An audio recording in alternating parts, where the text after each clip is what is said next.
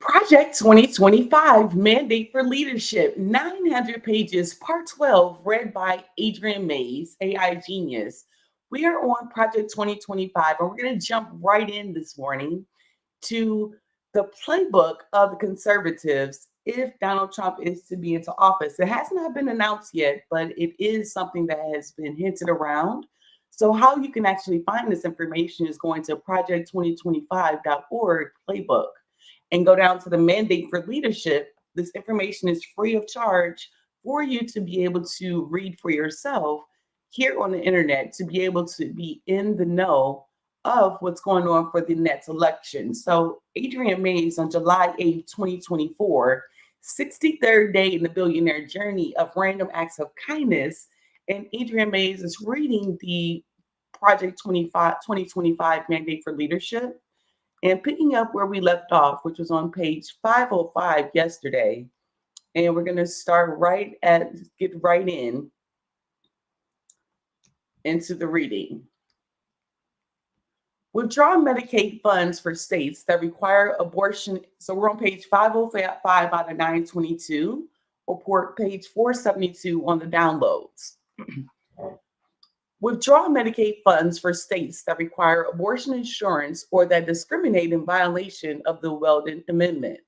The Weldon Amendment declares that no HHS funding may go to a state or local government that discriminates against pro-life health entities or insurers. In blatant violation of this law, 7 states require abortion coverage in private health insurance and plans. Give me 1 second, because I believe we read this part. I think we're on 5. Let me see here.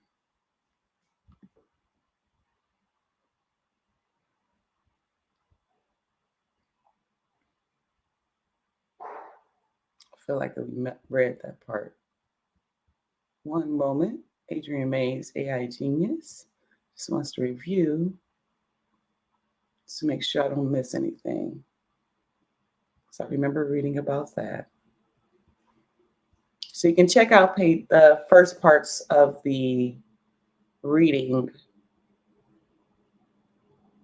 Here, give me 1 second here. Let me just make sure. No, I think we are here on 505. Okay.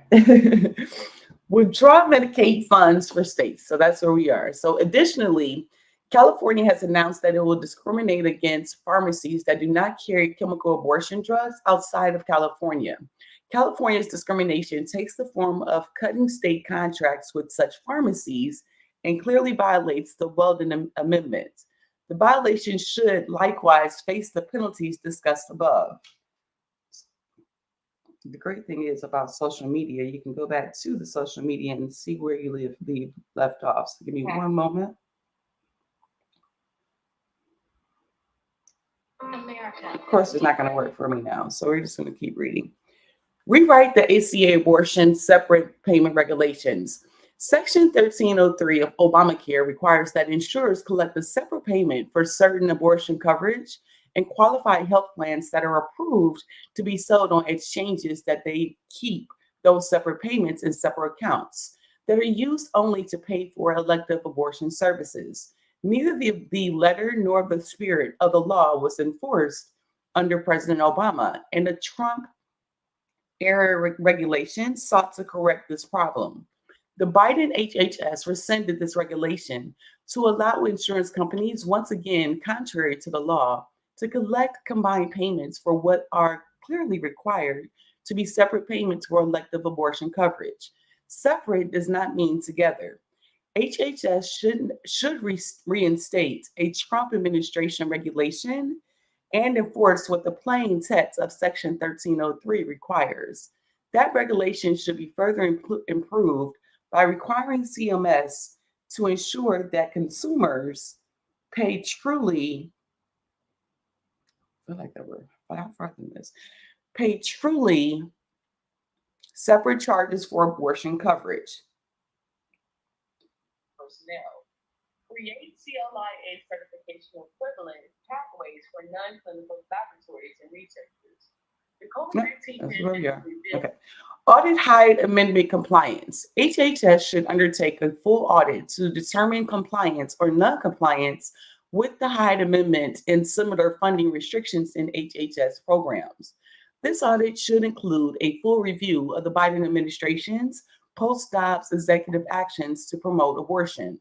It should also encompass a review of Medicaid managed care plans in pro-abortion states. Reverse distorted pro abortion misinterpretations added to the Emergency Medical Treatment and Active Labor Act. The Emergency Medical Treatment and Active Labor Act, EMTALA, prohibits hospitals that receive Medicare funds from dumping emergency patients who cannot pay sending them to other hospitals. It also mandates that hospitals stabilize pregnant women and explicitly protects unborn children.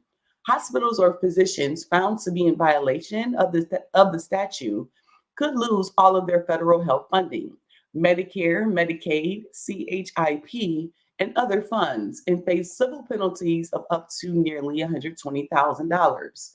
In July 2022, HHS/CMS released guidance mandating that EMTALA covered hospitals and the physicians who work there must perform abortions, to include completing chemical abortions even when the child might still be alive.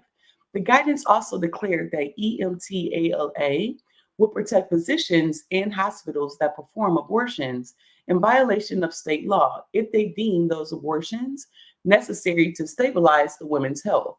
This novel interpretation of EMTALAs is baseless. EMTALA requires no abortions, pre-exempts no pro-life state laws, and explicitly requires stabilization of the unborn child. HHS should rescind the guidance and end CMS and state agency investigations in two cases of alleged refusals to perform abortions. DOJ should agree to eliminate existing injunctions against pro-life states, withdraw its enforcement lawsuits, and in lawsuits against CMS on the guidance, agree to injunctions against CMS, and withdrawal appeals of injunctions. Reissue a stronger transgender national coverage determination. CMS should promulgate its 2016 decision that CMS should not issue a national coverage determination, NCD, regarding gender reassignment surgery for Medicare beneficiaries. In doing so, CMS should acknowledge the growing body of evidence that such interventions are dangerous and acknowledge that there is insufficient scientific evidence to support such coverage in state plans. Enforce EMTALA. The undeniable reality of abortion is that it do not always result in a dead baby, and these born alive babies are left to die. HHS should use EMTALA and Section 504 of the Rehabilitation Act, which prohibits disability discrimination, to investigate instances of infants born alive and left untreated in covered hospitals. CMS, OCR, and OIG should be required to follow through on these investigations with specific enforcement actions. HHS should revive a Trump administration proposed regulation, special responsibilities of Medicare hospitals in emergency cases, and discrimination on the basis of disability in critical health and human service programs or activities. To achieve this end, in addition, Congress should pass the Born Alive Abortion Survivors Protection Act to require that proper medical care be given to infants who survive an abortion and to establish criminal consequences for practitioners who fail to provide such care. Permanently codify both the Hyde family of amendments and the protections provided by the Weldon Amendment. Congress can accomplish this through legislation such as the No Taxpayer Funding for Abortion and Abortion Insurance Full Disclosure Act, Hyde, and the Conscious Protection Act, Weldon. Radical redefinition of sex. On August 4th, 2022, HHS published a proposed rule entitled Non-Discrimination in Health Programs and Activities. This rule addresses non-discrimination provisions of the Affordable Care Act, known as Section 1557, which is enforced by the Office for Civil Rights and the Centers for Medicare and Medicaid Services. Section 1557 prohibits discrimination on the basis of race, color, national origin, age, disability, and sex in covered health programs or activities. Under the proposed rule, sex is redefined. Discrimination on the basis of sex includes, but is not limited to, discrimination on the basis of sex stereotypes, sex characteristics, including intersex traits, pregnancy or related conditions, sexual orientation, and gender identity. In other words, the department proposes to interpret Section 1557 as if it created special privileges for new classes of people, defined in ways that are highly ideological and unscientific. The redefinition of sex to cover gender identity and sexual orientation and pregnancy to cover abortion should be reversed in all HHS and CMS programs, as was done under the Trump administration. This includes the Children's Health Insurance Program, CHIP. Local income families who rely on CHIP should not be coerced, pressured, or otherwise encouraged to embrace this ideological motivated sexualization of their children. However, while the Biden administration Section 1557 regulation should be altered and corrected, the lactation room requirements added in the regulation should either be consistently included in any upcoming Section 1557 rulemaking or be proposed in a new individual rule. COVID-19 based vaccination and mask requirements. Healthcare workers were praised for their self sacrifice in caring for sick patients at the beginning of the COVID-19 pandemic. But then, when they were fired, if they objected to receiving COVID-19 vaccines with or without complying with onerous masking requirements, and regardless of whether they already had the virus and had gained natural immunity. With the disease being endemic and constantly mutating, vaccines and universal masking in healthcare facilities do not have appreciable benefits in reducing COVID-19 transmission throughout the community. Moreover, more recent COVID strains pose fewer health risks than the earlier strains, and the pandemic has been declared to be at an end. CMS should announce non-enforcement of the Biden administration's COVID-19 vaccination mandate on Medicaid and Medicare hospitals, revoke corresponding guidance and regulations, refrain from imposing general COVID-19 mask mandates on healthcare facilities or personnel, pay damages to all medical professionals who were dismissed directly because of the CMS vaccine mandate. Administration for Children and Families, ACF, TANF, the Temporary Assistance for Needy Families, TANF program, is a federal block grant that gives states significant flexibility to fund a broad array of programs aimed at helping low-income families break the cycle of poverty and achieve economic self-sufficiency.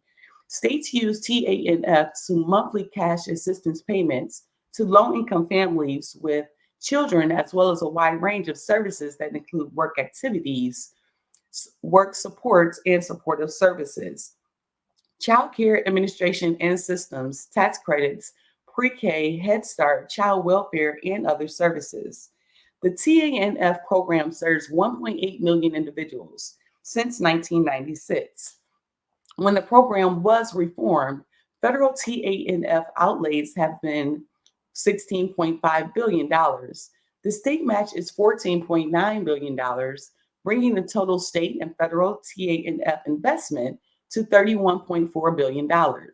The TANF statute requires that states engage 50% of single-parent families in work for at least 30 hours a week, 20 hours a week for single parents with children under age 6. Those states have the option to waive the requirement for families with children under the age of six, and most do. States also have 90% work requirements for two-page parent families to engage in work for 35 hours per week. Because of the caseload reduction credit, states' work engagement targets are reduced if their assistance caseloads have fallen since 2005. As a result, 21 states had a work engagement target of 0% in 2017. Generally, states apply the work requirement only to beneficiaries receiving basic assistance who account for 22.3% of TANF outlays. The Trump administration proposed a supplemental nutritional assistance program, SNAP, rule to increase program integrity and reduce fraud, waste, and abuse that would have prevented an individual from qualifying for SNAP simply because he or she received a pamphlet from the TANF program. This rule defined non-cash benefits as those that are worth at least $50 a month and received for at least 6 months. The tenets of this rule should be applied to the TANF program as well. The definitional change would apply the TANF work requirements to any non-cash benefit worked $50 a month and received for 6 consecutive months. To increase transparency, HHS would clarify how states in their quarterly and annual reports ought to track and audit the outcomes from how they spend TANF funds to meet the TANF programs for statutory purposes. Additionally, TANF priorities are not implemented in an equally weighted way. Marriage, healthy family formation, and delaying sex to prevent pregnancy are virtually ignored in terms of priorities, yet these goals can reverse the cycle of poverty in meaningful ways. CMS should require explicit measurement of these goals. Teen Pregnancy Prevention, TPP, and Personal Responsibility Education Program, PREP. TPP is operated by the Office of Population Affairs in the Office of the Assistant Secretary for Health. PREP is operated by the ACF Office of Planning, Research, and Evaluation.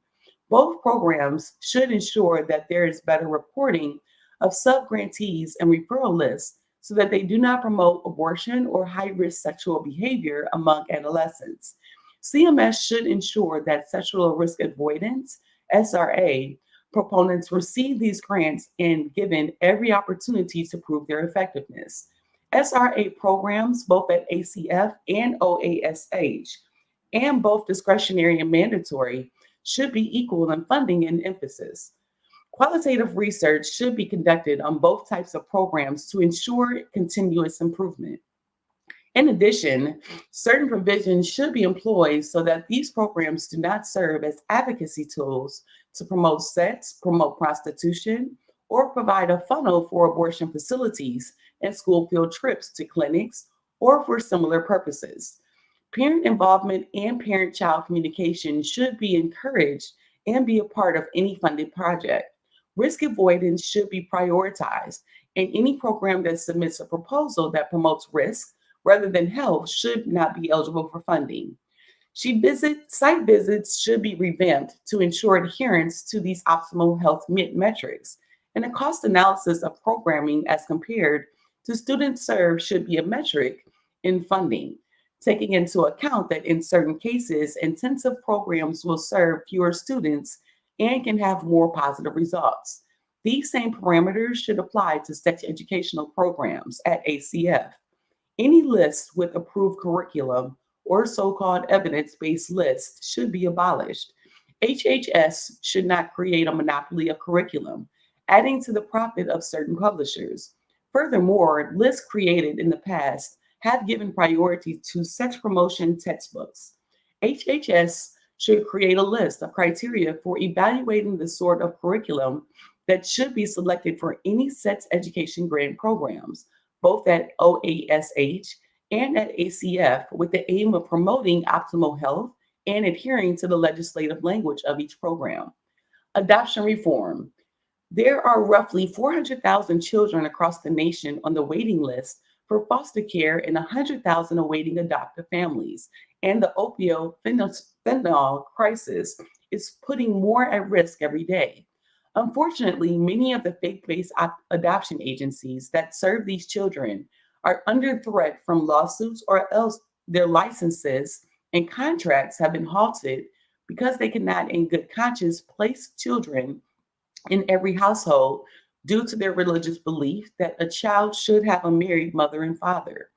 HHS through ACF and the Assistant Secretary for Financial Resources, ASFR, should repeal the unnecessary 2016 regulation that imposes non statutory sexual orientation and gender identity non discrimination conditions on agency grants and return to the policy of maximizing the options for placing vulnerable children in their forever homes.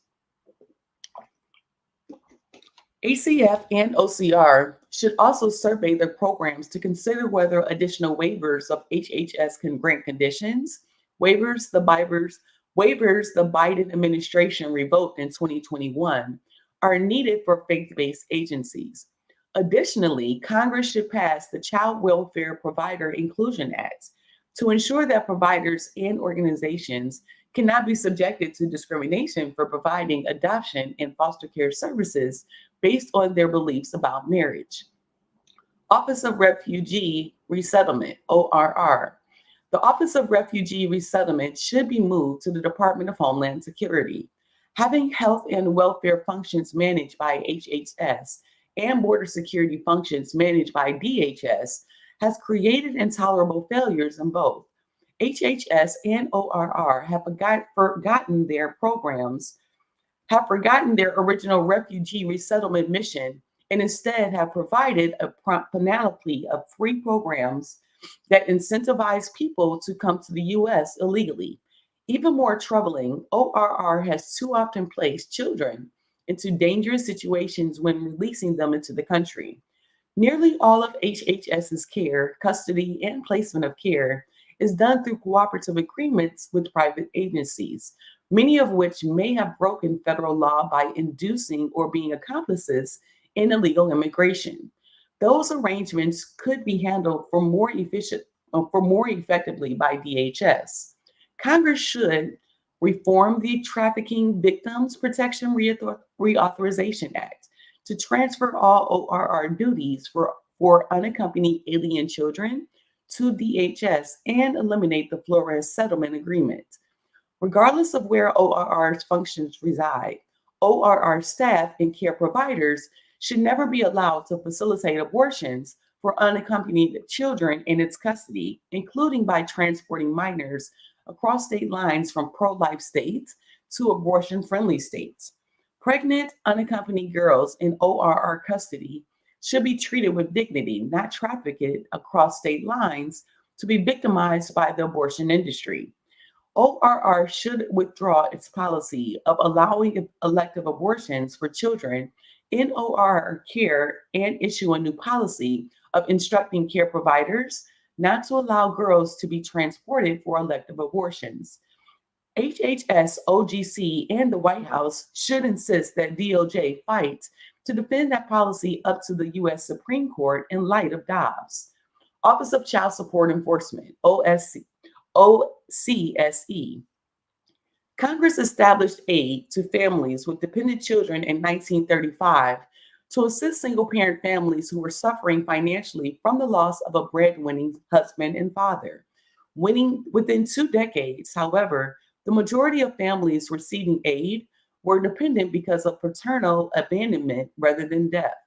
Today, nearly a third of America's children live without a father present in the home, and a fourth of them are enrolled to receive child support. The glaring issue in child support enforcement today is a non-resident father's ability to provide full or consistent child support payments. The literature reflects this divide as fathers have been categorized as deadbeat dads, then as dead broke dads, and now as disconnected dads who do not commit to the mother and child. Child support in the United States should strengthen marriage as the norm, restore broken homes, and encourage unmarried couples to commit to marriage. Child support tax credit. National or state guidelines and tax laws should be updated to ensure that non-resident parents with child support orders can receive a non-dependent child support tax credit. Single filers of up to $41,756 and married or joint filers up to $47,646 will be eligible for a child support tax credit similar to the current earned income tax credit. Fathers could receive a maximum of $538 in annual returns for one child and a maximum of $3,584 in annual returns for two or more children, based on a credit rate of 34%. A child support tax credit would use the low income non-resident parents' own earned income and history of employment to assist them further in the task of caring for their children. The key to this policy is that it empowers fathers with their own resources and money rather than creating another government assistance program or a fully refundable credit devoid of the father's own monetary efforts. This way, the non resident father's role as a financial provider and relational figure is affirmed, and much needed financial resources are given to the children. Visitation. Visitation is key to revitalizing child support and increasing payment frequency. The most effective way to lower a non resident parent's monthly child support order is to spend more court accounted for time with the child. For example, Texas combined its child support court with its visitation court to ensure that resident and non resident parents received state mandated financial support orders and enforceable visitation orders. Child support payment and interactive smartphone application.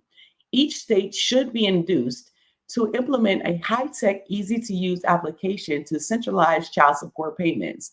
As with Venmo or Cash App, non resident parents would link their bank accounts and provide one click monthly payments or contribute incrementally throughout the month while tracking how much is due.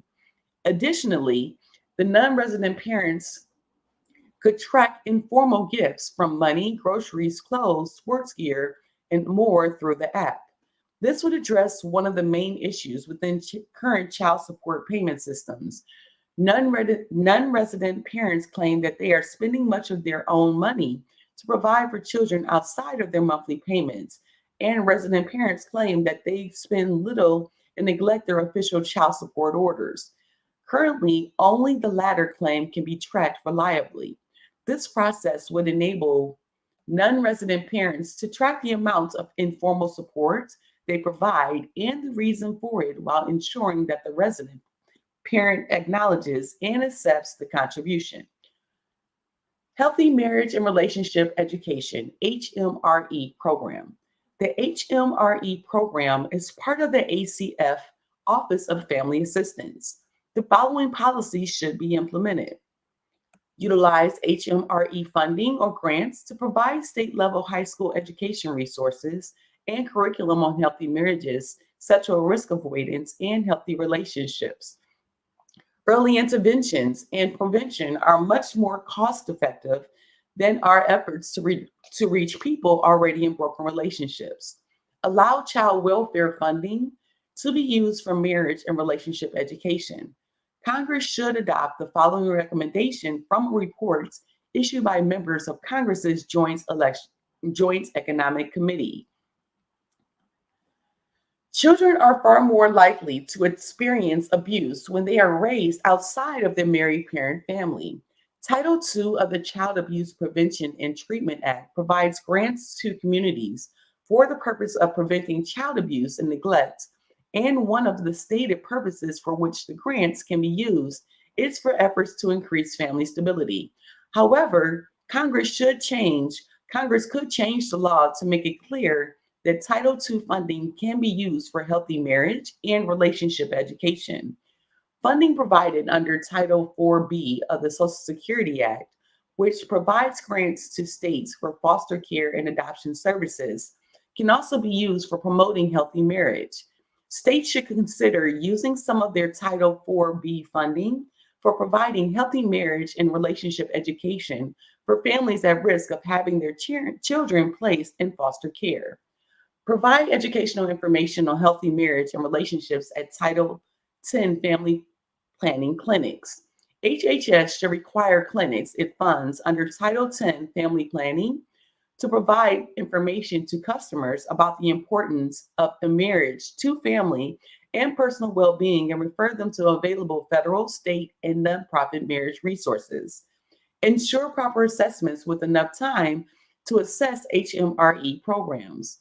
Although some widely available assessments of HMRE programs report poor outcomes, many of these assessments either utilize the poor methodology or try to measure program success prematurely. Recent assessments have shown increasing effectiveness and positive community level marital outcomes. The HMRE program should receive a fair and realistic assessment. Additionally, the positive role of faith based programs should be protected and prioritized so that these programs do not receive undue scrutiny or pressure to conform non religious definitions of marriage and family as put forward by the recently enacted Respect for Marriage Act. Protect family based grant recipients from religious liberty violations, and maintain a biblically based social science reinforced definition of marriage and family. Social science that assess the objective outcomes for children raised in homes aside from a heterosexual intact marriage are clear. All other family forms involve higher levels of instability. The average length of same sex marriages is half that of heterosexual marriages. Financial stress or poverty, and poor behavioral, psychological, or educational outcomes. For the sake of child well being, programs should affirm that children require and deserve both the love and nurturing of a mother and the play and protection of a father. Despite recent congressional bills like the Respect for Marriage Act that redefine marriage to be the union between any two individuals, HMRE program grants should be available to faith based recipients who affirm that marriage is between not just any two adults, but one man and one unrelated woman. Healthy Marriage and Responsible Fatherhood HMRF program. This program is located within the ACF Office of Family Assistance. Its goal, like that of the HMRE program, is to provide marriage and parenting guidance for low income fathers. This includes fatherhood and marriage training, curriculum, and some subsequent research. Implement a pro fatherhood messaging campaign. With nearly 41% of children born without a married father in the home and nearly 69% among Black Americans, the fatherhood problem is clear. Similar to Florida Governor Ron DeSantis' 2022 fatherhood bill, HMRF funds should be used to support national messaging campaigns that affirm the role fathers play in the lives of their children, that recognize the financial hardships the fathers themselves face, and that seek to provide relationship education to fathers who were raised without a father in the home. Fund effective HMRF state programs. Grant allocations should protect and prioritize faith-based programs, that incorporate local churches in mentorship programs or increase social capital through multi-layered community support, including, for example, job training and social events. Programs should affirm and teach fathers based on biological and sociological understanding of what it means to be a father, not a gender neutral parent from social science, psychology, personal testimonies, etc. Administration on Children, Youth, and Families, ACYF. Allocate funding to strategy programs promoting father involvement or terminate parental rights quickly. ACYF is currently considering different programs to encourage parents, especially fathers, to engage with their children in foster care. While these programs, ideas, and initiatives are still in the early planning stages, promoting responsible parenthood to reintegrate children or at least keep a consistent male figure in the minor's life is crucial. At the same time, in cases where the father or mother does not make a sincere or serious effort to be involved in the children's upbringing, termination of parental rights for children in foster care should be swift. Office of Head Start, OHS. Eliminate the Head Start program. Head Start, originally established and funded to support low-income families, is fraught with scandal and abuse. With a budget of more than $11 billion, the program should function to protect and educate minors. Sadly, it has done exactly on the opposite. In fact, approximately 1 in 4 grant recipients had incidents in which children were abused, left unsupervised, or released to an unauthorized person between October 2015 and May 2020. Research has demonstrated that federal Head Start centers, which provide preschool care to children from low income families, have little or no long term academic value for children. Given its unaddressed crisis of rampant abuse and lack of positive outcomes, this program should be eliminated along with the entire OHS. At the very least, the program's COVID-19 vaccine and mask requirements should be rescinded. Administration for Community Living, ACL, support palliative care. Physician assisted suicide, PAS, is legal in 10 states and the District of Columbia. Legalizing PAS is a grave mistake that endangers the weak and vulnerable, corrupts the practice of medicine and the doctor patient relationship, compromises the family intergenerational commitments, and betrays human dignity and equality before the law. Instead of embracing PAS, policymakers should focus on the benefits of palliative care, which works to improve a patient's quality of life by alleviating pain and other distressing symptoms of a serious illness.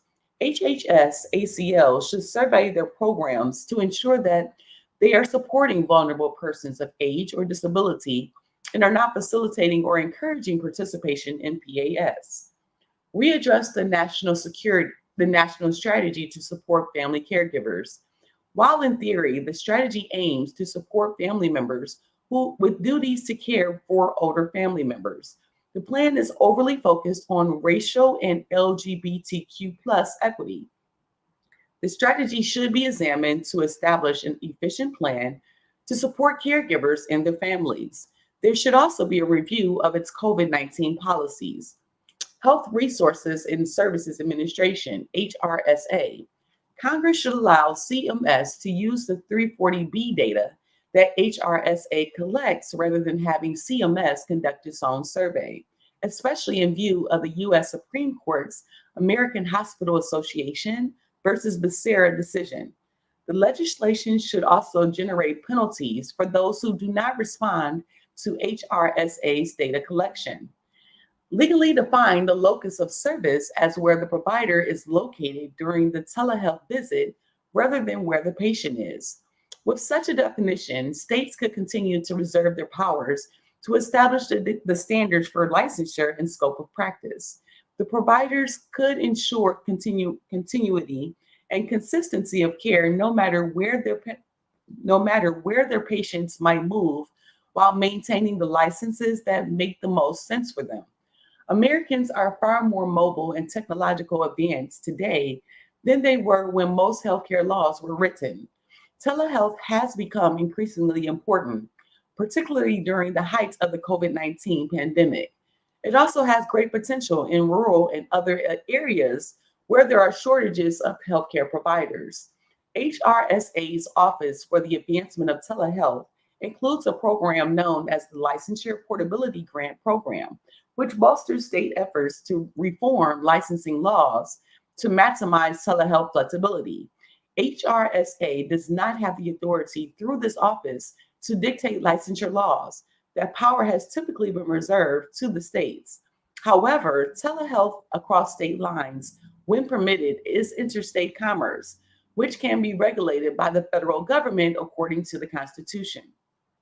Restore Trump religious and moral exemptions to the contraceptive state mandate, also a CMS rule. HHS should rescind, if finalized, the regulation titled Coverage of Certain Preventive Services under the Affordable Care Act, proposed jointly by the HHS, Treasury, and Labor.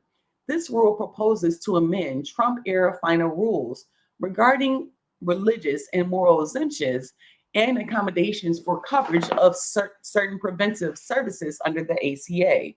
Preventative services can include contraception, and it appears the proposed rule would change the existing regulations for religious and moral exemptions to the ACA's contraception mandate. There is no need for further rulemaking that curtails existing exemptions and accommodations. Require HRSA to use rulemaking to update the Women's Preventive Service mandate. The contraceptive mandate issued under Obamacare has been the source of years of egregious attacks on many Americans' religious and moral beliefs. The mandate was issued as part of the Women's Preventative Service Guidelines, which were issued without any rulemaking that involved public notice and an opportunity to comment. Instead, HRSA issued and changed the mandate by simply posting changes to its website. HRSA also started off not requiring coverage of fertility awareness-based methods of family planning, then requiring them, and then removing the requirement without notifying the public. A federal judge recently ruled that this failure to undergo notice and comment in issuing the mandate is unlawful. HRSA should be required to repromulgate any women's preventative services mandates through the notice and comment process that is compliant with the Administrative Procedures Act. Moreover, since the Obama administration, HRSA entered into long-term contracts with the pro-abortion American College of Obstetricians and Gynecologists, ACOG, and related entities to serve as an exclusive advisor with respect to the content of this mandate. HRSA has used this arrangement to ignore comments that members of the public were sometimes able to submit it in the process. And ACOG has abused this position to attack HHS's allowances of religious and moral exemptions to the contraceptive mandate. HHS should rescind these contracts and establish an advisory committee that is compliant with the Federal Advisory Committee Act and has members that are committed to women's preventative services and are not pro-abortion ideologues. Expand inclusion of fertility awareness-based methods and supplies to family planning in the Women's Preventative Services mandate. The ACA requires coverage of and prevents insurance plans from imposing any cost-sharing requirements on women who obtain preventative care and screenings as defined by HRSA. In 2016, HHS included instruction in fertility awareness-based methods as part of this requirement. However, in December 2021, HHS removed that language from its list without using the notice and comment process or giving any rationale, both of which are mandated by the Administrative Procedures Act. In August 2022, a federal court blocked this attempt to eliminate health insurance coverage for fertility awareness-based methods of family planning from requirements that cover at least 58 million women, and the judge made his ruling permanent in December 2022. HRSA should promulgate regulations consistent with this order. HHS should more thoroughly ensure that fertility awareness-based methods of family planning are part of women's preventative services under the ACA. FABMs often involve costs for materials and supplies, and HHS should make clear that coverage of those items is also required. FABMs are highly effective and allow women to make family planning choices in a manner that meets their needs and reflects their values. Eliminate men's preventative services from the Women Preventative Services mandate. In December 2021, HRSA updated its Women's Preventative Service Guidelines to include male condoms after claiming for years that it had no authority to do so because Congress explicitly limited the mandate to women's preventative care and screenings. HRSA should not incorporate exclusively male contraceptive methods into guidelines that specify they encompass only women's services. Eliminate the week after pill from the contraceptive mandate as a potential abortifacient. One of the emergency contraceptives covered under the HRSA Preventative Service Guidelines is ELLA, ulipristal acetate. Like its close cousin, the abortion pill mifepristone, ELLA is a progesterone blocker and can prevent a recently fertilized embryo from implanting in a woman's uterus. HRSA should eliminate this potential abortifacient from the contraceptive mandate. Withdraw Ryan White guidance allowing funds to pay for cross-sex transition support. HRSA should withdraw all guidance encouraging Ryan White HIV/AIDS program service providers to provide controversial gender transition procedures or gender affirming care, which cause irreversible physical and mental harm to those who receive them. Ensure that training for medical professionals, doctors, nurses, etc., and doulas is not being used for abortion training. HHS should ensure that training programs for medical professionals, including doctors, nurses, and doulas, are in full compliance with restrictions on abortion funding and conscientious protection laws. In addition, HHS should, number one, investigate state medical schools' compliance with the Coates-Snow Amendment, which prohibits discrimination against healthcare entities that do not provide or undergo training for abortion. Number two, ensure that the Accreditation Council for Graduate Medical Education, ACGME, complies with all relevant conscientious statutes and regulations, and that states have been taking the affirmative steps, for example, by issuing regulations to ensure compliance with Coates-Snow. Number three, communicate to medical schools that any abortion related training must be an opt in rather than opt out basis. Number four, require states that receive HHS funds to issue regulations or enter into arrangements with accrediting bodies to comply with the Coates-Snow Amendment's prohibition of mandatory abortion training by individuals or institutions. The Coates-Snow Amendment specifically requires such state regulations or arrangements. Prioritize funding for home-based childcare, not universal daycare. As HRSA's early childhood health page outlines, currently only about half of U.S. preschoolers are on track with their development and ready for school. And more than 1 in 4 children, 28%, who experience abuse or neglect are under 3 years old.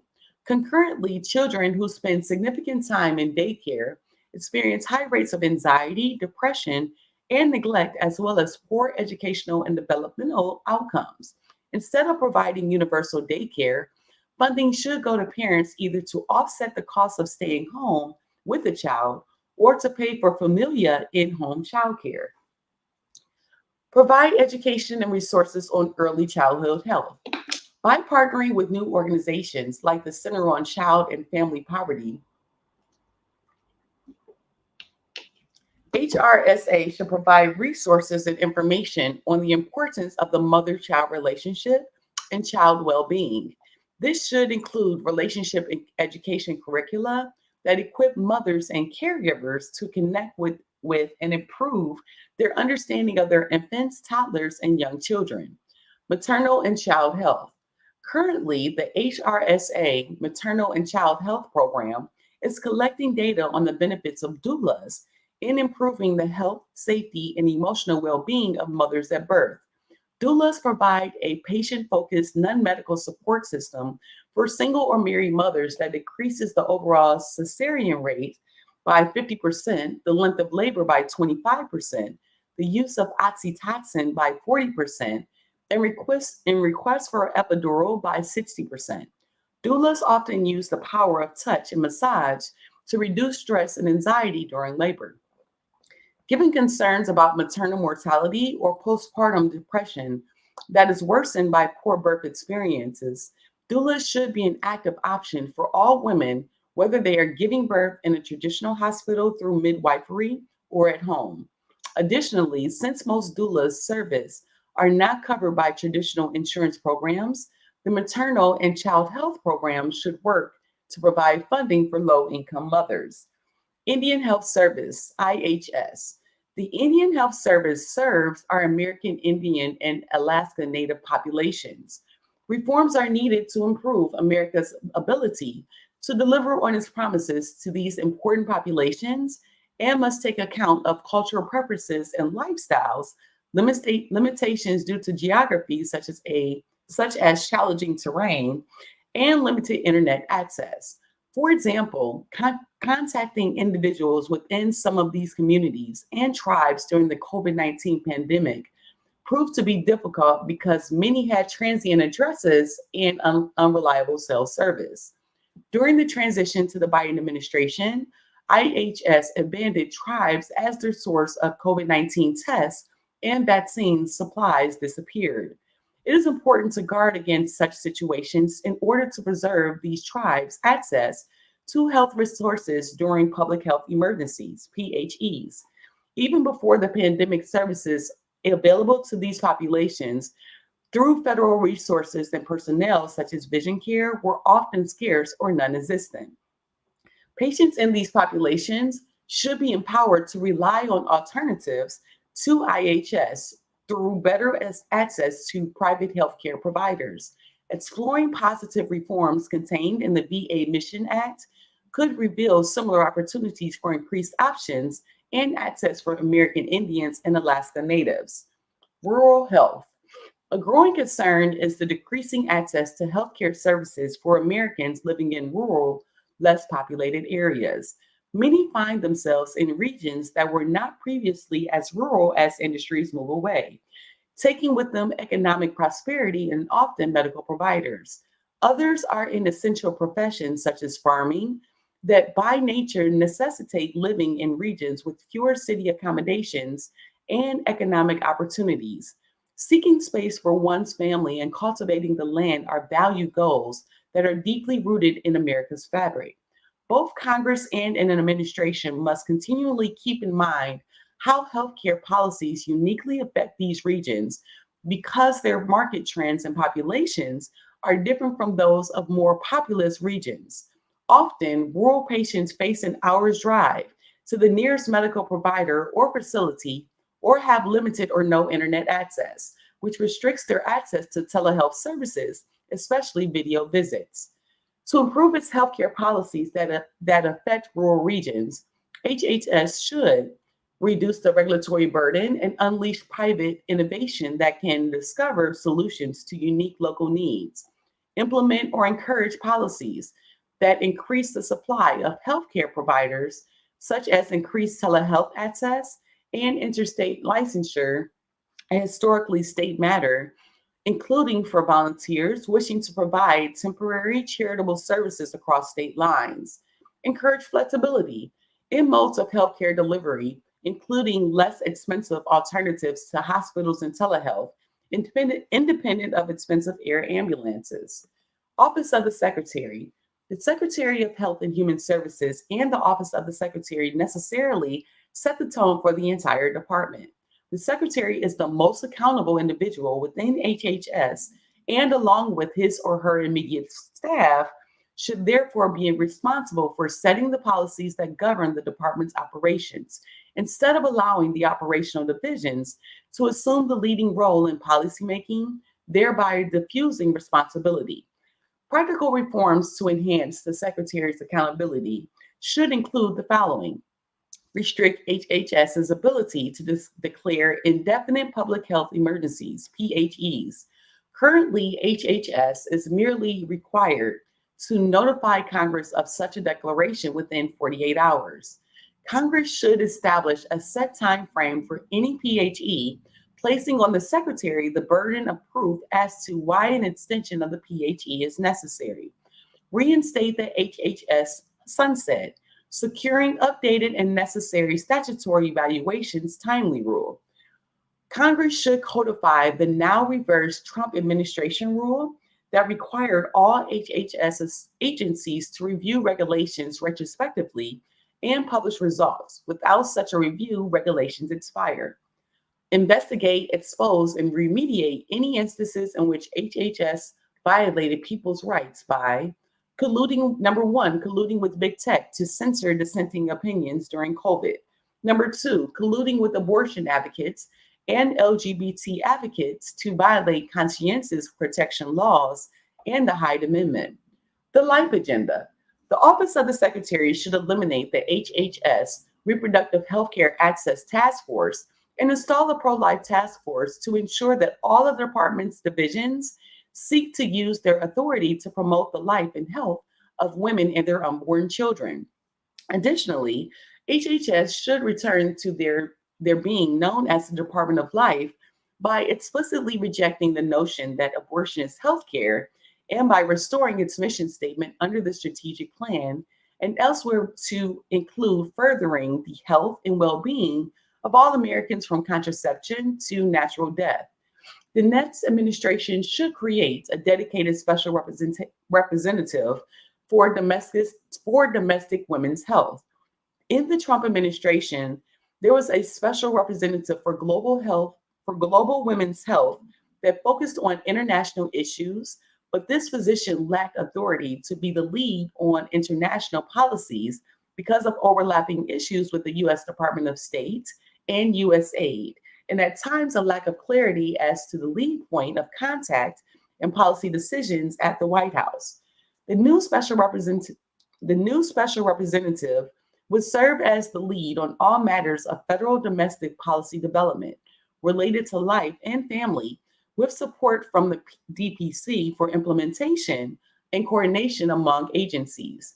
In the post Dobbs era, advancing support for mothers will include coordination among agencies outside of HHS, and the special representative would provide a clear focal point for all issues related to protecting life and serving families.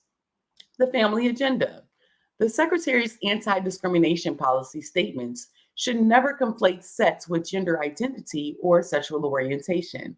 Rather, the Secretary should proudly state that men and women are biologically realities that are crucial to the advancement of life sciences and medical care, and that married men and women are the ideal natural family structure because all children have a right to be raised by the men and women who conceived them. Office of the Assistant Secretary for Health, OASH, Office of the Surgeon General, OSG. The Assistant Secretary for Health, ASH, is the four-star admiral for the United States Public Health Service Commission Corps, USPHS, and the Surgeon General, SG, is the three-star admiral.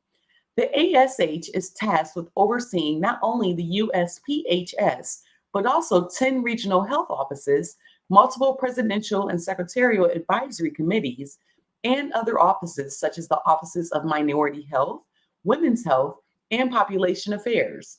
The Secretary can further expand the ASH's responsibilities, for example, by designating the ASH as liaison to the CDC. The SG officially oversees the daily operations of the USPHS, although those are actually under the control of the director of the USPHS Commission Corps headquarters. The SG also issues information to the public, Surgeon General advisories, calls to action, and reports, serving in effect as a key public health spokesperson for the federal government. USPHS officers are assigned to various agencies such as the CDC, NIH, and Bureau of Prisons. Their organizational structure is similar in some respects to the National Guards, and their salaries are paid primarily by the agencies to which they are assigned, which serves to limit USPHS appropriations. USPHS officers can be deployed on missions to respond to domestic or international crises, for example, a hurricane in Florida or an Ebola outbreak in Africa at any time. The USPHS should be restructured to make it more like its sister uninformed services, with a more streamlined chain of command and corresponding appropriations to ensure efficiency and clarity of mission. Its core mission should be refocused to emphasize emphasize prompt, responsive deployments that meet specific criterias and are less dependent on the various agencies to which the officers are assigned. Fulfillment of specific tasks should not be duplicated by non-uniform civil servants and USPHS officers, and any roles that can be filed by civilians could be filed by them. The ASH and SG positions should be combined into one four-star position with the rank, responsibilities, and authority of the ASH retained, but with the title of Surgeon General in some of the SG's communication responsibilities, which would include disseminating other HHS messages and sharing general medical advice without legal weight. The holder of this consolidated position, which should be filled by a healthcare provider, would be better positioned to ensure that the USPHS is properly focused and deployed. With such reforms, the supporting office, previously the OASH and OSG, will be better equipped than other HHS offices or agencies to reduce silos and consolidate or eliminate duplicative functions. Congress should consider legislation that will require this office to take such actions or at least make such recommendations to the Secretary. Such legislation would require a thorough analysis of the various legal authorities impacting the department's current organizational structure. The position previously known as the Principal Deputy Assistant Secretary for Health should be combined with and have the title of Deputy Surgeon General and become a three-star position with operational control, including financial and deployment decisions. The director of the headquarters should be responsible for implementing the decisions of the Deputy Surgeon General. Promoting life and family. In dealing with sexually transmitted diseases and unwanted pregnancies, the OASH should focus on root cause analysis with a focus on strengthening marriage and sexual risk avoidance. Strong leadership is needed in the Office of Science and Medicine to drive investigative review of literature for a variety of issues, including the effect of abortion on prematurity and breast cancer, lack of evidence for so-called gender-affirming care, and physical and emotional damage following cross-sex treatments, especially on children. The OASH should withdraw all recommendations and support for cross-sex medical interventions and gender-affirming care. Title 10. The Title 10 Family Planning Program should be reframed with a focus on better education around fertility awareness and holistic family planning, and a Deputy Assistant Secretary for Population Affairs that understands the program is able to work within its legislative framework, ideally an MD. In addition, the Office of Population Affairs should eliminate religious discrimination in grant selections and guarantee the right of conscientious and religious freedom of healthcare workers and participants in the Title X program. In 2021, HHS reversed a Trump administration regulation that required grantees to maintain strict physical and financial separation between Title X activity and abortion-related activity. Under the Biden administration's regulation, Title X activity can be conducted alongside of abortion activity without strict physical and financial separation. The regulation also requires grantees to refer for abortions despite sincere moral or religious objections.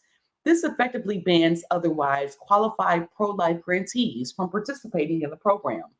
HHS should rescind the Biden administration's regulation and reinstate the Trump administration's regulation for the program. It should also do this quickly. The Biden administration completed its regulatory process and issued a final rule in less than 9 months, and expand the potential grantee population beyond abortion providers like Planned Parenthood. Congress should complement these efforts by passing legislation such as the Title X Abortion Provider Prohibition Act, which would prohibit family planning grants from going to entities that perform abortions or provide funding to other entities that perform abortions. This would help to protect the integrity of the Title X program, even under an abortion-friendly administration. Administration for Strategic Preparedness and Response, ASPR. ASPR versus FEMA. When the president declares a national emergency, per the Stafford Act, related to a public health emergency declared by the HHS Secretary, FEMA, is activated and controls instead of HHS/ASPR. While this arrangement has some benefits because of FEMA's unique logistical capabilities, the arrangement should be reviewed, especially considering the COVID-19 pandemic, for improvements in efficiency according to expertise and available resources, reduce confusion for ASPR and among HHS agencies, and avoidance of duplicated efforts and among agencies and personnel. Strategic National Stockpile. The President should invoke the Defense Production Act, which is a form of temporary takeover of private enterprises only in the gravest circumstances. The Strategic National Stockpile, SNS, should be reformed to consider the potential supply chain disruptions of pandemics or global conflicts. Also, during the COVID pandemic, many states received ventilators from the SNS and hoarded them in places where a rush of COVID patients needing ventilators never materialized.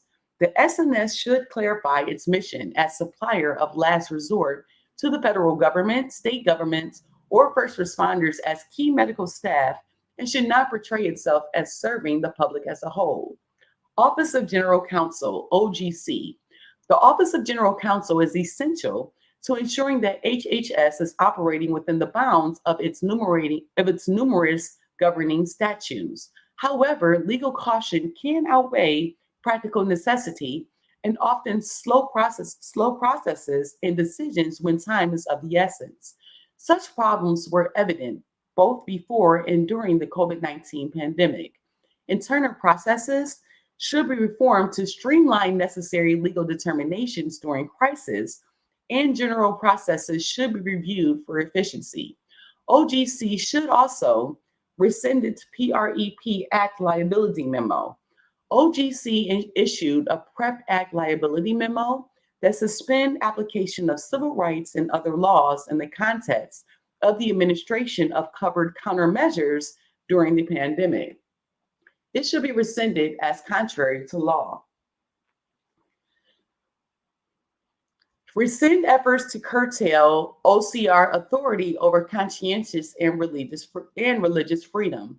All OGC memos and Federal Register notices of organization or delegations of authority moving any OCR conscientious and religious freedom enforcement to OGC, including RFRA, should be rescinded, and independent authority over these matters should be restored to OCR. Encourage DOJ to repeal OLC memos allowing abortion funding despite hide in memos allowing federal enclave immunity to perform abortions despite the Assimilative Crimes Act. Rescind legal analysis that authorized HHS to approve a moratorium on rental evictions during COVID. Rescind the OGC legal analysis saying that the injunction in Bowen versus American Hospital Association prevents any proposed HHS regulations or enforcement actions concerning the denial of care to newborn infants with disabilities by covered healthcare entities with or without or against parental consent. Rescind the legal analysis supporting the Biden administration's decision to dismiss the University of Vermont Medical Center case dealing with the forced participation of a nurse in abortion in violation of law.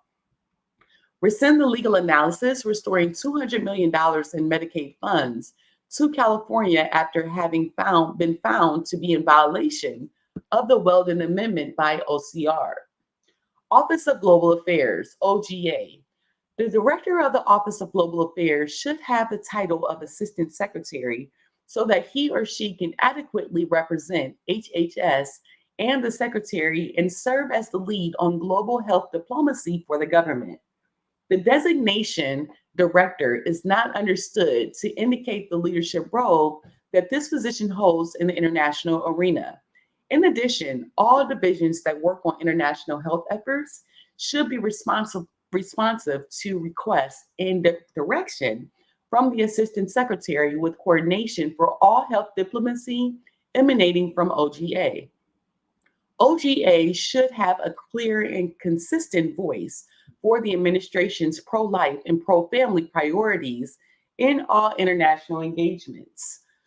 OGA should hold oversight authority for implementation of the Mexico City policy throughout all divisions.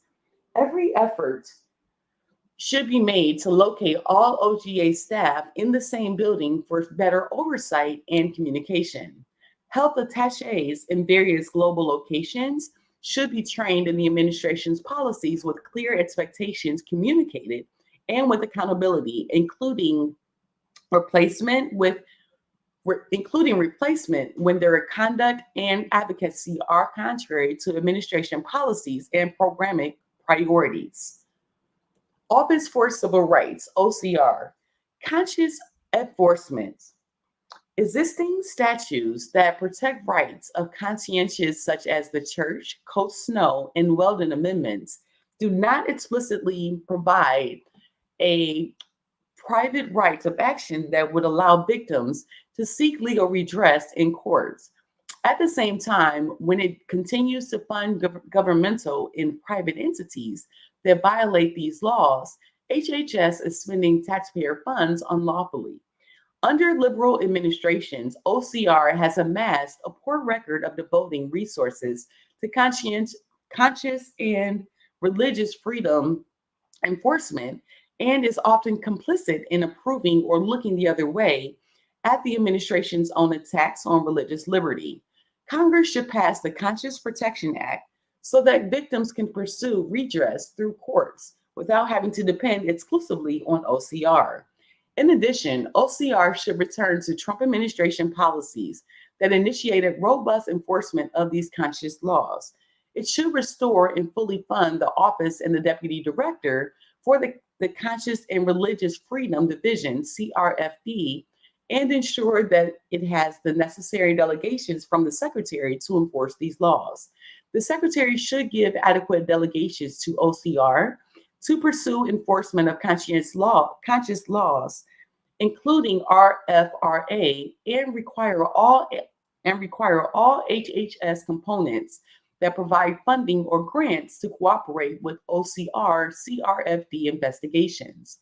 The secretary, the deputy secretary, and principals in other HHS divisions should endorse the remedial measures recommended by OCR CRFD and limit territorial objections and slow down the attempts by other divisional officials, including OGC.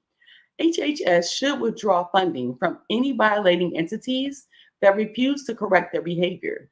And OCR CRFD should work with ASFR to ensure that all grant announcements and instruments inform grantees and applicants of their obligations to comply with federal healthcare conscientious laws, specifically as a condition of obtaining or maintaining their funding. A draft OCR RFRA and religious freedom rule from the Trump administration should be issued and finalized. These regulations would provide a clear process for OCR's enforcement in coordination with other HHS divisions and existing HHS grant regulations. HHS should reestablish waivers for state and child welfare agencies for religious exemptions, especially for faith-based adoption and health and foster care agencies. It should also rescind subjective case-by-case evaluations for religious and faith-based organizations that request religious exemptions. These case-by-case determinations are currently coordinated with ACF and OCR. The recommended waivers should be granted to all states and agencies that request them. And OCR memos finding that RFRA should be violated if the waivers are not granted should be restored. We're currently on page 527 of 922 and on the downloads on page 494. Moving forward to 495. HHS should restore OCR authority to review requests for and render opinions on the application of RFRA to requests for religious accommodation of people, families, and doctors who cannot in good conscience take or administer vaccines, including those made or tested with aborted fetal cell lines. HHS should restore Section 1557, Section 504, and other OCR regulations and FITS guidance documents. In 2020, the Trump administration's OCR published regulations under Section 1557 of the Affordable Care Act that restored the agency's enforcement of that law to the limits of its statutory text. Deferred to the ACA's widespread use of a binary biological contraception of sex discrimination and specified that the regulation must comply with the religious exemption and abortion neutrality clauses in Title IX, from which it is derived, as well as the Religious Freedom Restoration Act and other laws. Courts blocked core provisions of that rule from going into effect. In 2022, the Biden administration proposed to reinstate a rule contradicting the scope of the statute and imposing non-discrimination on the basis of sexual orientation and gender identity. It is expected that this rule will be finalized in 2023, even though several courts have issued rulings against the interpretation on which it is based. OCR should return its enforcement of sex discrimination to the statutory framework of Section 1557 and Title IX.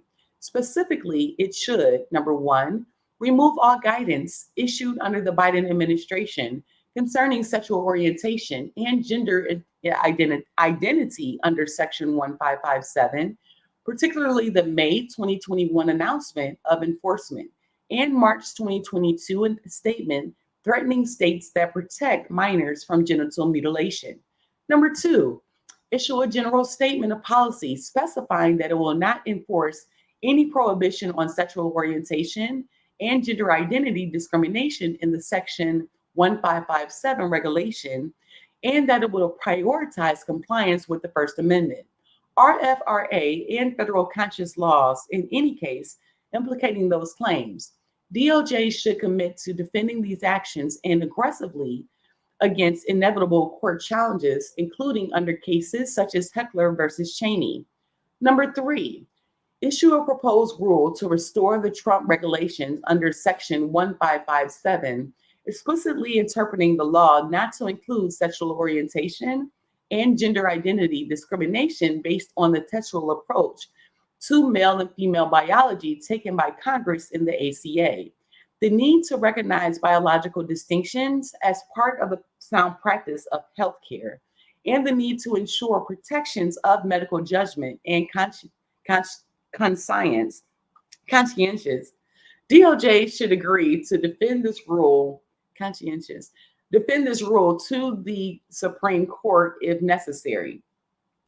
Number four, issue a general statement of policy announcing that it plans to enforce Section 1557 discrimination bans by refocusing on serious cases of race, sex, and disability discrimination.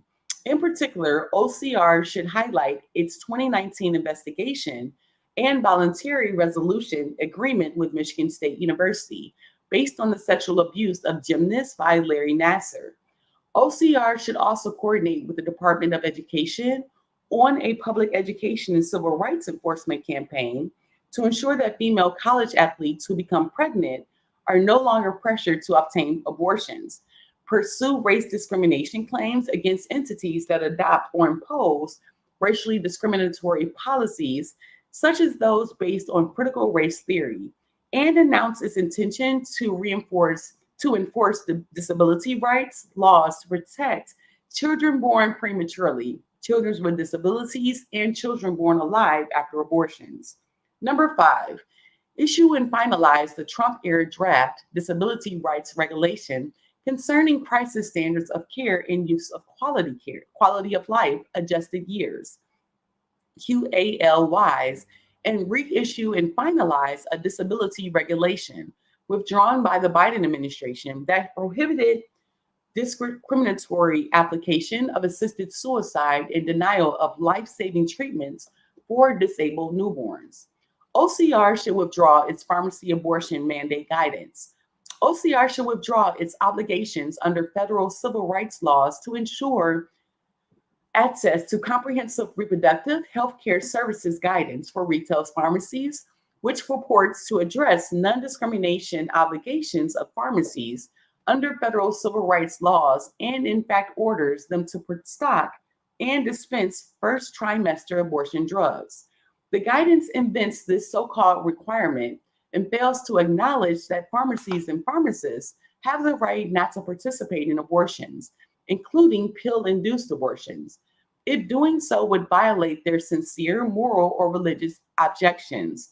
Moreover, no federal civil rights laws preempt state pro life statuses. OCR should withdraw its Health Insurance Portability and Accountability Act, HIPAA, guidance on abortion. OCR should withdraw its June 2022 guidance that purports to address patient privacy concerns following the Dobbs decision, but is actually a politicized statement in favor of abortion and against Dobbs. HIPAA covers patients in the womb, but this guidance treats them as non-persons contrary to law.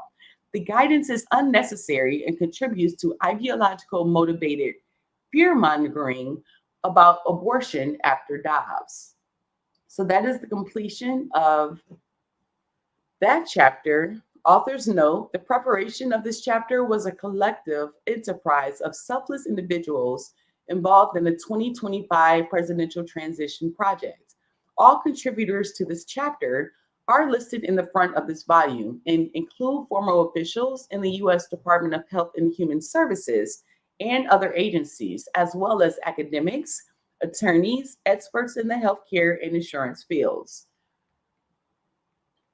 So we are finished with that chapter, and moving forward, we're going to go all the way until about 8:15 a.m. here, which is another 30 minutes. And so we're going through the Project 2025 Mandate for Leadership. We're on Chapter 15, Department of Housing and Urban Development, Benjamin S. Carson, Senior Medical Doctor. What up, though, Detroit? Okay, Chapter 15, Department of Housing and Urban Development, Benjamin S. Carson, Senior Medical Doctor.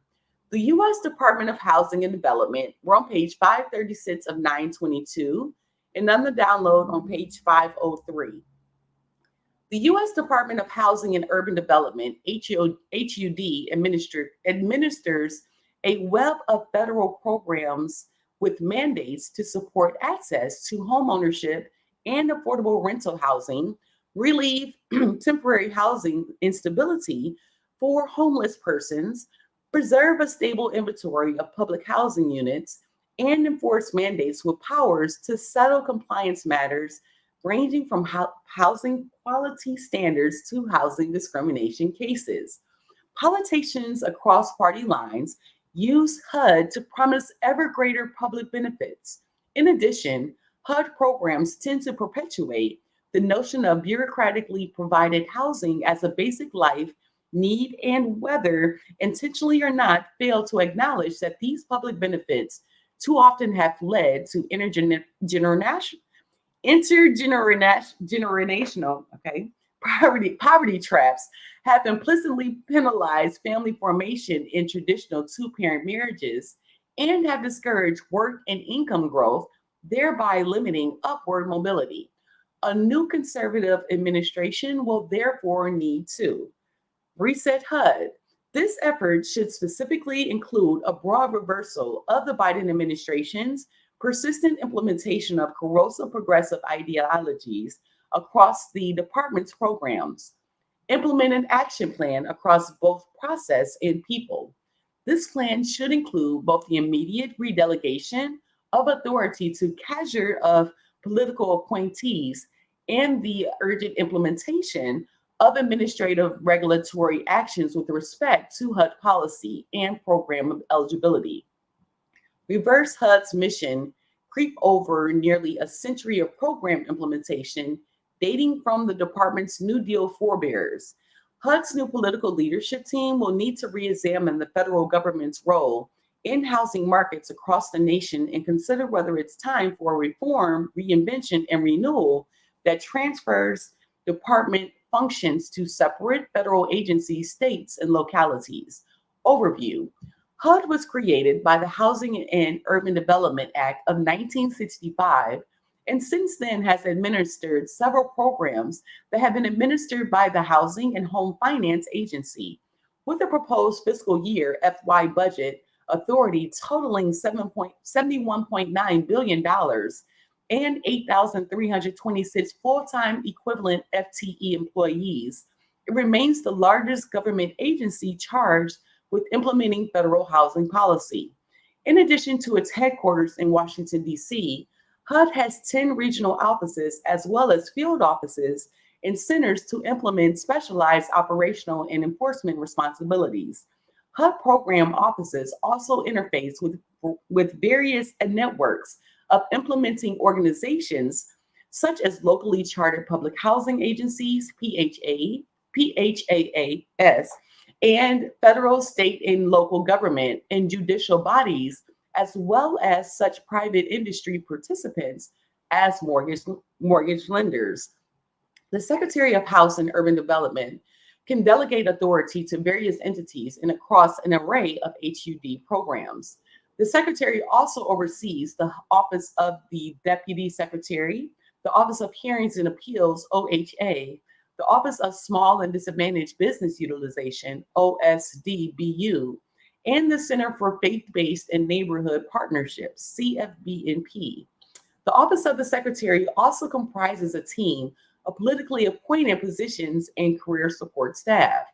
Each of the following offices should be headed by political appointees except where otherwise noted. Office Administration, headed by the Chief Administration Officer.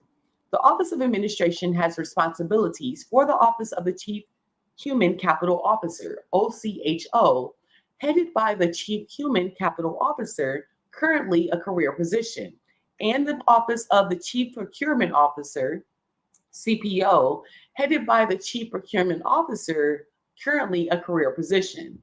Office of the Chief Financial Officer, headed by the Chief Financial Officer. Office of the Chief Information Officer, headed by the Chief Information Officer. Chief of Public Affairs, headed by a Senate-confirmed Assistant Secretary, AS, or Principal Deputy Assistant Secretary, PDAS. Office of Congressional and Intergovernmental Relations, CIR, headed by a Senate-confirmed AS or PDAS. Office of Community Planning and Development, CPD, headed by a Senate-confirmed AS or Principal DAS. CPD administers various entitlement and non-entitlement programs across community development, disaster recovery, and housing for the homeless and individuals with special needs, including housing opportunities for persons with AIDS, HOPWA. The two largest CPD administered programs are the Community Development Block Grant Program, CDBG, which includes disaster recovery funding, and the Home Investment Partnerships Program, HOME. CPD's Relocation and Real Estate Division, RRED, has departmental delegated authority for the Uniform Relocation Assistance and Real Property Acquisition Policies Act of 1970. Office of Public and Indian Housing, PIH, headed by a Senate-confirmed AS or PDAS. PIH administers public housing and tenant-based rental assistance programs, as well as authorities for Native American and Native Hawaiian housing assistance and loan guarantee programs under the Native American Housing Assistance and Self-Determination Act, NAHSDA. Tenant-based rental assistance represents the major portion of HUD's non-emergency discretionary budget.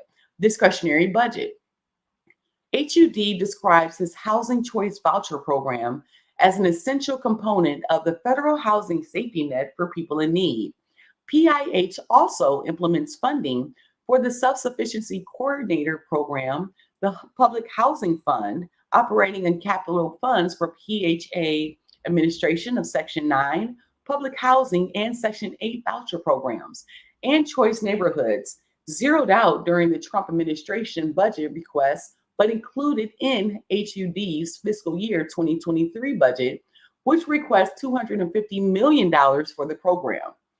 Office of Housing and Federal Housing Administration, FHA, headed by a dual-headed Senate-confirmed AS and Federal Housing Commissioner or Acting Federal Housing Commissioner, the Office of Housing oversees implementation of the department's project-based rental assistance, PBRA, multifamily housing portfolio, Section 202 supportive housing for the elderly program, Section 811 program for disabled persons housing, and housing counseling and Housing Counseling Assistance Program.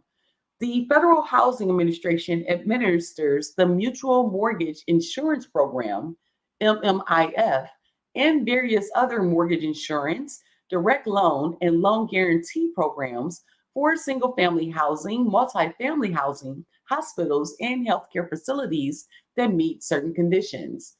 Government National Mortgage Association, GNMA, headed by a Senate confirmed GNMA president or executive vice president. GNMA oversees more than $2 billion in federal guarantees to mortgage backed securities structured from mortgages that are pulled from various federal programs, including mortgages backed by programs outside of HUD, principally the single family mortgage guarantee programs administered by the Department of Veteran Affairs, VA, and the Rural Housing Service at the United States Department of Agriculture, USDA. FHA insured single family housing mortgage comprise the largest share of GNMA guaranteed mortgage backed securities. Office of Departmental Equal Employment Opportunity, headed by a director. Office of Fair Housing and Equal Opportunity, FHEO, headed by a Senate confirmed AS or PDAS. The Assistant Secretary for FHEO is the designated HUD official responsible for enforcing Title VI of the Civil Rights Act of 1964, Section 504 of the Rehabilitation Act of 1973, and Section 109 of the Housing and Community Development Act of 1974. After informal efforts to resolve noncompliance, the AS for FHEO may make a formal finding of noncompliance and initiate enforcement action before an administrative tribunal or a referral to the Department of Justice.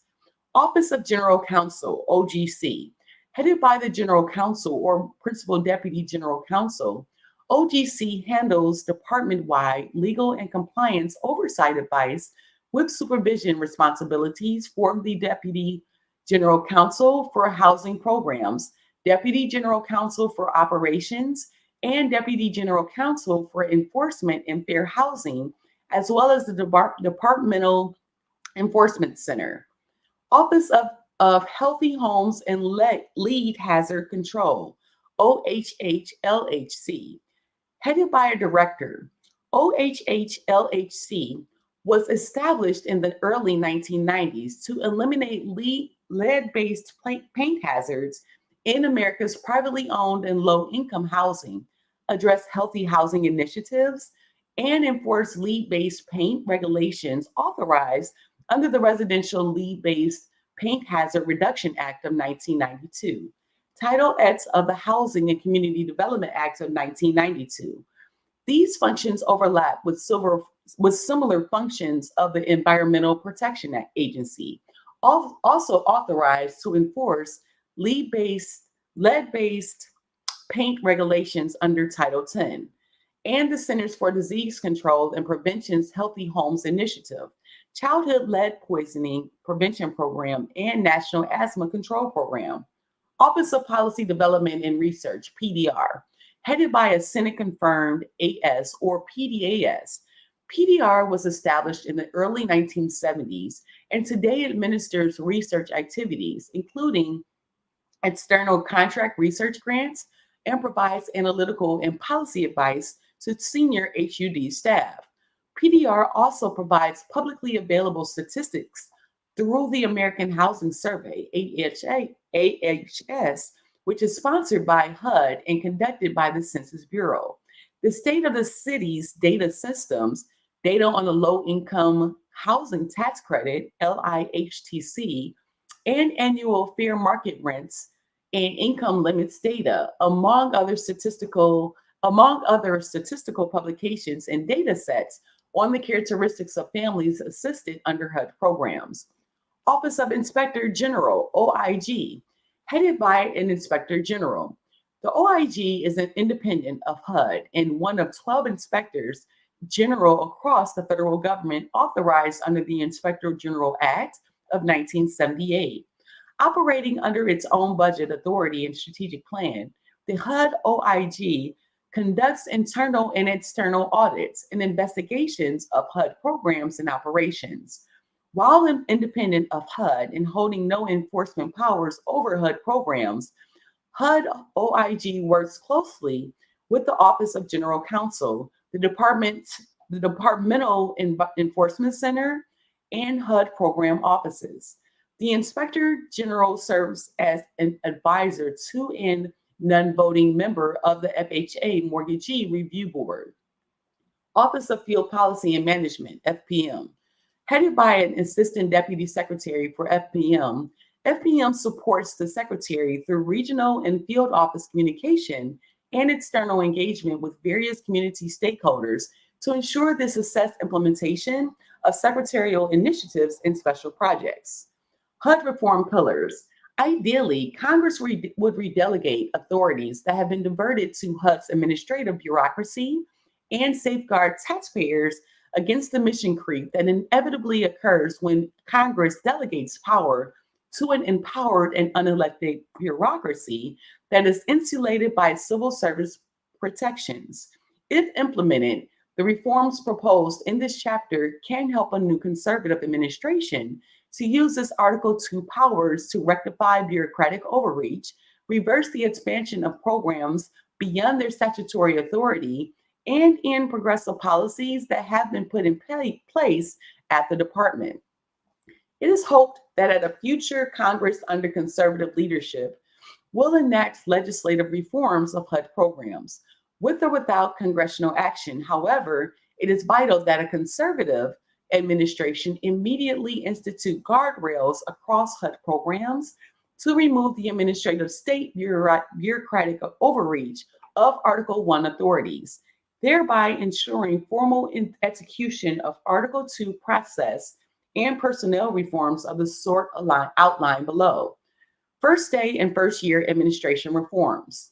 A new conservative administration can and should implement the following reforms that focus on both people and process. Implementation of these reforms simply requires courageous political leadership across all of HUD's key appointed positions. HUD political leadership should immediately assign all delegated powers to politically appointed PDAS, DAS, and other office leadership positions. Change any current career leadership positions into political and non-career appointment positions, and use Senior Executive Service, SES, transfers to install motivated and aligned leadership. The president should issue an executive order making the HUD secretary a member of the Committee on Foreign Investment in the United States, which will gain broader oversight authorities to address foreign threats, particularly from China, with oversight of foreign ownership of real estate in both rental and ownership markets of a single family and multifamily housing, with trillions worth of real estate secured across HUD's portfolio. The Secretary should initiate a HUD task force consisting of politically appointed personnel to identify and reverse all actions taken by the Biden administration to advance progressive ideology. The Office of the Secretary or the leadership in the Office of General Counsel should conduct a thorough review of all sub-regulatory guidance that has been instituted outside of the Administrative Procedure Act, APA. Additionally, developmental leadership should, number one, immediately end the Biden administration's proposal appraisal and valuation equity, PAVE policies, and reverse any Biden administration actions that threaten to undermine the integrity of real estate appraisals. Number two, repeal climate change initiatives and spending in the department's budget requests. Number three, repeal the affirmatively furthering fair housing, AFFH, regulation reinstituted under the Biden administration, and any other uses of special purpose credit authorities to further equity. Number four, eliminate the new Housing Supply Fund. The Office of the Secretary should recommence proposed regulation but forward under the Trump administration that will prohibit non-citizens, including all mixed-status families, from living in all federally assisted housing. HUD's statutory obligations, including providing housing for American citizens who are in need, HUD reforms must also ensure alignment with reforms implemented by other federal agencies where immigration status impacts public programs, certainly to include any reforms in the public charge regulatory framework administered by the U.S. Department of Homeland Security, DHS. Local welfare organizations, not the federal government, should step up to provide welfare for the housing of non citizens. The Office of the Secretary should execute regulatory and sub regulatory guidance actions across HUD programs and applicable to all relevant stakeholders that will restrict program eligibility when admission would threaten the protection of the life and health of individuals and fail to encourage upward mobility and economic advancement through household self sufficiency. Where admissible in regulatory action, HUD should implement reforms reducing the implicit anti marriage bias in housing assistance programs, strengthen work and work readiness requirements, implement maximum term limits for residents in PBRA and TBRA programs, and in housing first policies so that the department prioritizes mental health and substance abuse issues before jumping to permanent interventions in homelessness. Notwithstanding administrative reforms, Congress should enact legislation that protects life and eliminates provisions in federal housing and welfare benefits policies that discourage work, marriage, and meaningful paths to upward economic mobility. The AS or PDAS for the Office of Policy Development and Research should suspend all external research and evaluation grants in the Office of Policy Development and Research and end or realign to another office any function to another office any functions that are not involved in the collection and use of data and survey administration functions and do not facilitate the execution of regulatory impact analysis studies. FHA leadership should increase the mortgage insurance premium, MIP, for all products above 20-year terms and maintain MIP for all products below 20-year terms in all refinances. FHA should encourage wealth building home ownership opportunities, which can be accomplished best through shorter duration mortgages. Ideally, Congress would contemplate a fundamental revision of FHA's statutory restriction of single family housing mortgage insurance to first time homebuyers. This would include, with support from HUD leadership, number one, moving the home equity conversion mortgages, HECM program, once again to its own special risk insurance fund. Number two, revising loan limit determinations. Number three, providing statutory flexibility for shorter term products that amortize principal earlier and faster. Statutorily restricting eligibility for first-time homebuyers and abandoning the affirmation obligation authorities erected for the single-family housing programs across federal agencies and government-sponsored enterprises. The HUD Secretary should move the HUD Real Estate Assessment Center, REAC, from PIH to the Office of Housing, which already implements property standards in its multifamily housing lending programs through the Multifamily Accelerated Processing MAP lending guidelines, giving HUD the authority to streamline the enforcement of compliance with housing standards across the federal government and flexibility for physical inspections through private accreditation should also be considered. HUD should maintain its requested budget authority for modernization initiatives that are applicable to the Office of the Chief Information Officer and program offices across the department. Longer-term policy reform considerations.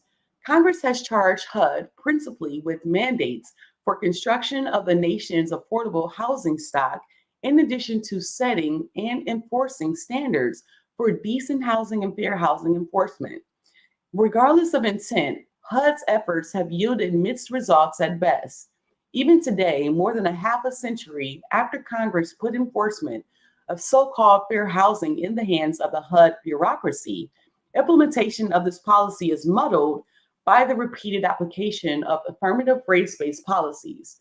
Also, the production mandate for HUD's housing portfolio has waned for decades, with the department effectively working to maintain the public housing portfolio from the late 1990s, when the Faircloth Amendment capped HUD's public housing portfolio. Longer term reforms of HUD rental assistance program should encourage choice and competition for renters, encourage participation by landlords, which appropriate, and encourage all non-elderly, able-bodied adults to move towards self-sufficiency. This can be pursued through regulations and legislative reforms that seek to strengthen work requirements, limit the limit the period limit the period during which households are eligible for housing benefits, and add flexibility to rent payment terms to facilitate the movement of households towards self-sufficiency. Obviously, using government vouchers or other such programs to expand housing choice options is not without its downsides. The turn toward mobility vouchers constitutes an abandonment of America's public housing stock, and efforts to increase competition in the public housing market must not come at the expense of local autonomy and the ability of cities, towns, neighborhoods, and communities to choose for themselves the sort of housing they want to allow. Freedom of association and self government at the most local level possible must remain primary considerations in any conservative effort to increase competition in the public housing market. Congress should also consider those areas in which federal policy negatively counteracts with private markets, including when federal policy crowds out private sector development and exacerbates affordability challenges that persist across the nation. It is essential that legislation provides states and localities maximal flexibility to pursue locally designed policies and minimize the likelihood of federal preemption of local land use and zoning decisions. In the same manner, Congress should prioritize any and all legislative support for the single family home. Home ownership forms the backbone of the American dream. The purchase of a home is the largest investment most Americans will make in their lifetimes, and home ownership remains the most accessible way to build generational wealth for millions of Americans. For these reasons, American homeowners and citizens know best what is in the interest of their neighborhoods and communities. Localities, rather than the federal government, must have the final say in zoning laws and regulations, and a conservative administration should oppose any efforts to weaken single family zoning. Along the same lines, Congress can propose tax credits for the renovation or repair of housing stock in rural areas so that more Americans are able to access the American dream of home ownership. Additionally, enhanced statutory authorities for local autonomy should extend to the prioritizing of federal rental assistance subsidies that emphasize choice and mobility in housing voucher subsidies over static, site based subsidies, and provide authority for maximal flexibility to direct PHA's land sales that involve the existing stock of public housing units. Congress must consider the future of the public housing model. At best, any new public investments will provide maintenance funds to bring substantial housing units and properties up to livability standards, but will still fail to address larger aims of upward mobility and dynamism for local housing markets where land can be sold by PHAs and put to greater economic use, thereby benefiting entire local economies through greater private investment, productivity, and employment opportunities, and increased tax revenue. Any long term view of HUD's future must include maintaining the strong financial operations and reliable reporting that are needed to run a $50 billion per year agency. Before the Trump administration, HUD effectively did not have a chief financial officer, CFO, for 8 years, and HUD's financial infrastructure inevitably deteriorated. The department's auditors were unable to conclude that HUD's internal operations were producing accurate financial reporting. The auditors had identified multiple material weaknesses and significant deficiencies in the department's internal financial controls. Overall, the deterioration of HUD's financial infrastructure led to a lack of accountability with respect to the use of taxpayer funds, as well as to pervasive difficulties with operations and program implementation. However, by hiring a new CFO from the private sector with a proven track record of visionary leadership, Hub was able to implement an agency wide governance structure that improved its financial processes and internal controls and harnessed the power of innovative new technologies to bring a modernized business mindset to the agency's financial infrastructure. By the end of the Trump administration, for the first time in nearly a decade, HUD was able to address all of its previously identified material weaknesses, and the auditors were able to issue their first clean audit report on HUD's financial statements and internal controls. Finally, more fundamentally, Congress should consider a wholesale overhaul of HUD that contemplates involving many HUD functions to states and localities, with any remaining federal functions consolidated to other federal agencies.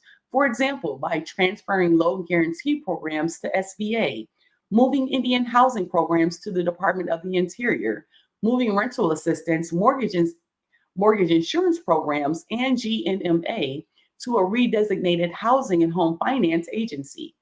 Generally, this reform path could consolidate some programs, eliminate others that have failed to produce meaningful long run results, and narrow the scope of many programs so that they are closer to what they were when they were created. So we are on the end notes of the Department of Housing and Urban Development. Ben Carson from Detroit, Michigan. What up, though, Detroit? Adriane Mays, Detroit. What is dope? Detroit, one product, educate. So we are going to reconvene when we come back on page 550, Department of the Interior, William Perry Penley, on chapter 16. Yay, look at us making progress. We are, let me give you the percentage, 59.6% done, almost a third of a way, or almost 60% there, almost there, but going to take care of obligations. Going to go ahead and get the morning obligations out the way. And so Adriane Mays on day 63 of the billionaire journey, grinding it out and making sure that people can hear, catch parts 1 through 11 on social media at Adriane Mays. Be a part of the conversation, but before you're a part of the conversation, you want to make sure you get the education. And so we're reading the Project 2025, 900-page mandate for leadership, part 12, and we'll carry this on later on this afternoon or this evening. So the goal is to get to, of course, to finish.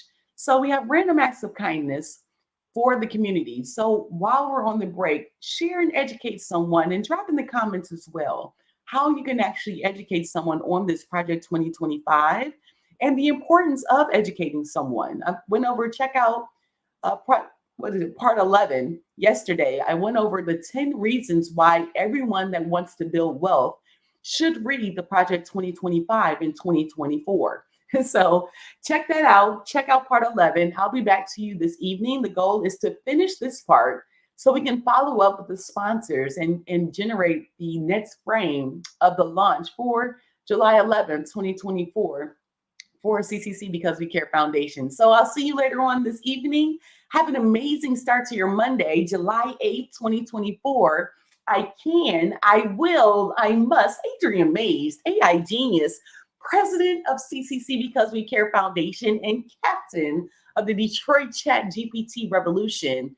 And I am here to give you, and thank you so much, Stacy, my Power Rangers buddy, for reaching out and checking in on me. But appreciate everyone along the way, leaving comments, support to the reading of this Project 2025. So if it's not for you, that's okay. Scroll past me. But if it is for you, listen to the information and get the education that's needed to make informed decisions when it comes to the voting and making decisions leading up to the November election of 2024. So again, doing my part, and again, leave comments, subscribe, share to those that may not be able to read this document. I'm gonna put it all together into one landing page and be able to have it for easier distribution once completed, as well as break it down into 60-second time frames. So hopefully someone can be able to get some of this information and listen to the education first before making their own opinions and swaying the public one way or another. So thank you so much for joining me here this morning, and I'll see you back here soon. I can, I will, I must. Let's go. Deuces. What up, though, Detroit, Michigan? Deuces.